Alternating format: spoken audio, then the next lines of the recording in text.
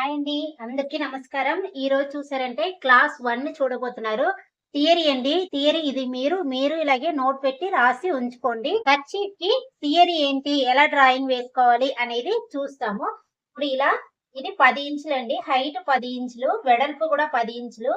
So, మీరు ఇలా 4 సైడ్‌లు ఈక్వల్‌గా పెట్టి ఒక డ్రాయింగ్ వేసుకోండి. వేసుకొని ఇది క్లాత్ మీదైనా సరే ఇలాగే రేపు క్లాత్ మీద ఎలా కట్ చేయాలి అనేది చూస్తాను. ఈరోజు థియరీ మీ నోట్ మీద రాసుకోవడానికి చెప్తున్నాను.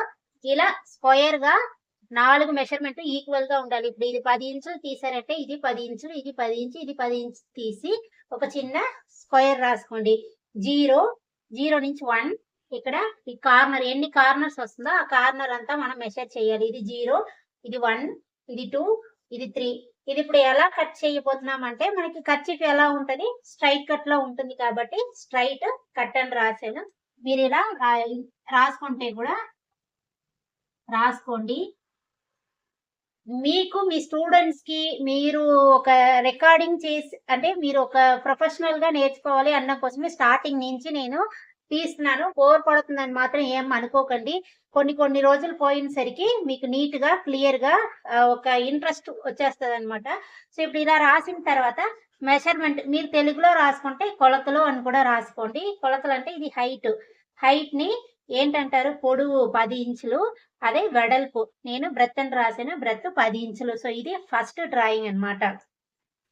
ఇది చూసి మీరు రాసుకోండి. నేను ఫోటో కూడా మీకు పెడతాను.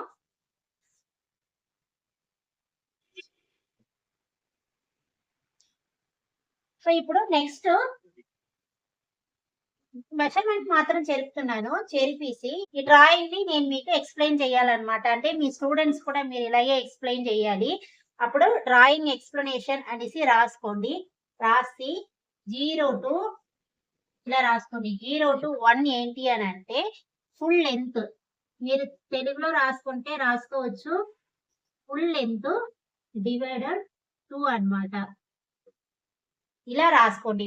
ఫస్ట్ 0 to 1 ఇది ఫుల్ లెంత్. దీన్ని ఇలా ఫోల్డ్ చేసే కట్ చేస్తాము. ఇది మీకు థియరీ కాబట్టి ఇలా ఉంటది. దాని తర్వాత 0 to 2 చూసారంటే సేమ్ ఫుల్ బ్రెత్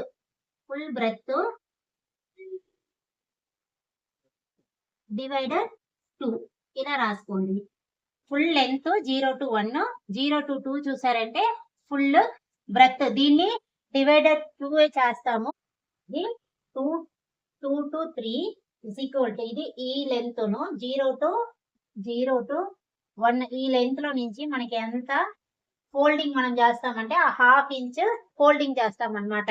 ఇప్పుడు మీరు 10 ఇంచ్ క్లాత్ కర్చీఫ్ వాళ్ళు కావాలి అని చెప్పారంటే మీరు ఒక 10.5 ఇంచ్ తీసుకోవాల్సి ఉంటుంది. ఒక ½ ఇంచ్ ఎక్స్ట్రా ఉంటుంది అనమాట.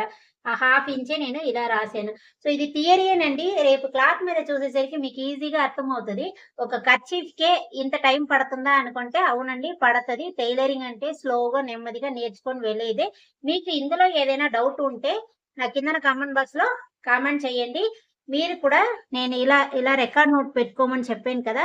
ఇదిగోండి ఇలా రికార్డ్ నోట్ పెట్టి ఇలా కర్చీఫ్ అని రాసి ఇంత నీట్ గా ఈ ఫోల్డింగ్ ని చూడండి. మీకు నేను ఏమీ దాయకుండా నా నోట్స్ లో ఎలా ఉందో అలాగే రాసుకుంటున్నాను. ఇలా ఒకవైపు డ్రాయింగ్ ను ఒకవైపు ఇలా మీరు థియరీని మీరు ఇలా రాసుకోండి.